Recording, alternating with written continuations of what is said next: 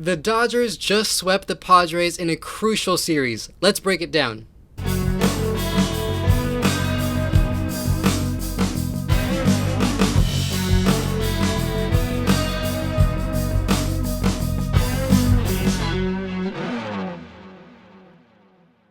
Hey everyone, the Dodgers won all 3 games against San Diego in a series here in Los Angeles, and wow, what a series that was.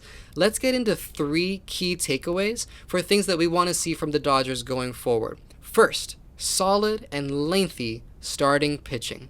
All 3 of the starting pitchers in this series went at least 5 innings. 2 of them, Kershaw and Snell, went 6. Why is this so significant?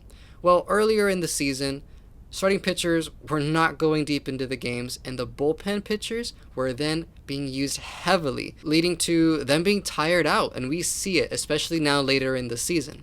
Let's take a look at the history of this 2025.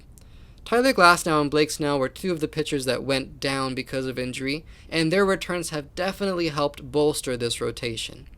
Well, July 9 is when Tyler Glasnow returned from his injury, and in that 6-game span right before his return, let's take a look at that. In that 6-game span, starting pitchers pitched an average of 3.83 innings. That's a little bit more than just a third of the games in that span. So pitchers were not going deep, and granted, Yamamoto had an unusually short start that week. He didn't even make it past the first inning, so that was rough. And then Shohei Ohtani was still working on ramping up after that All-Star game with how many innings he can pitch. So 3.83 innings was the average there for starting pitchers. Let's fast forward. We're now in August. It's August 2nd. Blake Snell is returning from the injured list, and in that week, the starting pitchers averaged now 5 innings. You're adding Glasnow. That's the support that he added to the team. Now you're bringing back Snell. You add that in, 5 innings averaged by the starting pitchers. And that's about the trend that has continued even until now in this week with the Padres facing the Dodgers. We see it there with Kershaw and Snell going 6, Glasnow going 5. And why is this so important for the Dodgers to continue even further down the stretch? As we mentioned, the bullpen is not getting as taxed as they were earlier in this season. They're being used less. Their arms are being saved. Their endurance is now being prolonged and preserved. Taking a look back at that week that Glasnow returned, pitchers in the bullpen were out there for 29 of the innings in those games. This week, including the Padres series, bullpen pitchers only pitched 19.6 innings. That's a reduction of 10 innings in just a 1-week span. So you can see how, looking forward, the bullpen pitchers won't be used as much. They'll be fresher and ready to go in the postseason. That's the long-term view as a result of these pitchers coming back. But they need to continue making solid starts and going deep into the games for that result to happen. Plus, another reason why this is so important, these pitchers have either won a Cy Young Award in the past or have the potential to win their first one. We're talking Kershaw, Snell, guys like Yamamoto and Ohtani, and then we're forgetting Glasnow. All these guys have electric stuff, huge strikeout numbers for some of these guys, definitely valuable in the postseason, and I definitely see how there's going to be some competition for roster spots as we get closer to October. What's the second key takeaway? Team at bats. We've been talking a lot about Mookie Betts and the way he's turned his season around a little bit. He's saying he does not want to focus on the season statistics. He knows, looking back maybe 10 years from now, he will see 2025 as one of the worst seasons, if not the worst, in his career. He doesn't want to focus on that. He says that he wants to focus on the now. Today, tonight, this game right here, what can he do to help the guys win? Even Will Smith, they were talking about it on the broadcast yesterday. He's up there in batting average. He's leading the National League. And so I think it was Joe Davis who asked him, are you even thinking about winning the batting title for the National League? Will Smith said no. He is focused, locked in on the now. What can he do? What can he contribute to help the team win every single game that he's in there? That's the kind of team mindset and approach that I hope the Dodgers take into the next few weeks, especially since they're trying to hold on to their spot in the NL West. It's very tight.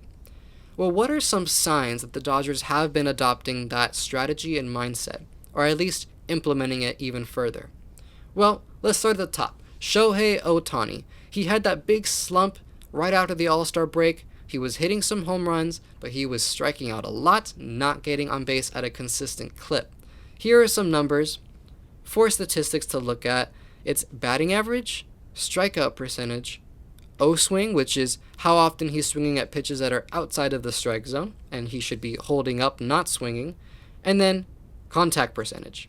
We can see the numbers here before the All-Star game. These are MVP level numbers, but then look at the dip. This is from post-All-Star break to the series against the Blue Jays. Average is right around the same. Those home runs helped him, but the strikeout percentage went way up. That's a 12% increase. He's swinging at a lot of pitches outside the zone, and as a result, he's not making nearly as much contact, only 60.6%.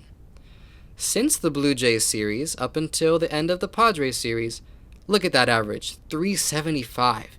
He's getting on base, and why? Because he's not striking out as much. 23.8% strikeout, that's great. It's even below his pre-All-Star game clip. And then O-swing, 28.7%. He's shrunk his strike zone, and as a result, he's not swinging at outside pitches or inside pitches, above the zone, below the zone. His eyes are right locked in where they should be. And then contact, a nice medium there, middle ground, 65.3%.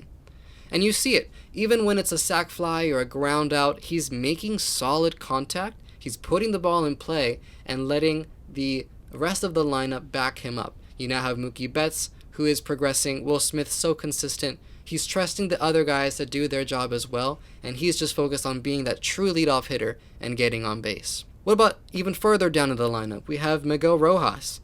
First game of the Padres series, and he's laying down a bunt in the 3rd inning. The Dodgers were down. They needed to come back and tie it, help the team morale, and he did. That bunt helped tie up the game when Ohtani came up to bat. And Ohtani's at bat, it was a solid hit. It wasn't a hit, it was a ground out. But that manufacturing of runs helped the Dodgers stay in the game and ultimately win it. There were some sac flies to drive in runners, and then yes, when the opportunity came, the Dodgers did hit homers. Teoscar had 2 bombs this past series. Freddie, of course, the 3-run homer in Sunday's game. But in the postseason, these Dodgers are going to be facing high-caliber pitchers. It's going to be very difficult to string hits against these pitchers. They will have to manufacture runs this way. So to see them do it in a small sample size, I think that's a key, something for them to continue down the stretch and maintain that mentality and that approach in the postseason.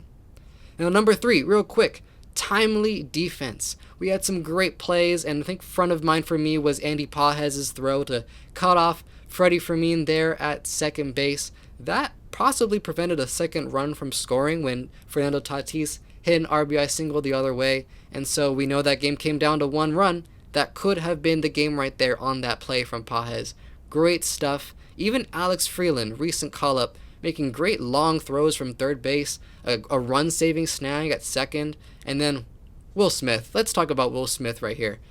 He's tied for first in MLB with Boston catcher Carlos Narvaez. Him and Will Smith are tied up 24 caught stealing, first in the MLB. So he's one of the best catchers in the league, in all of MLB.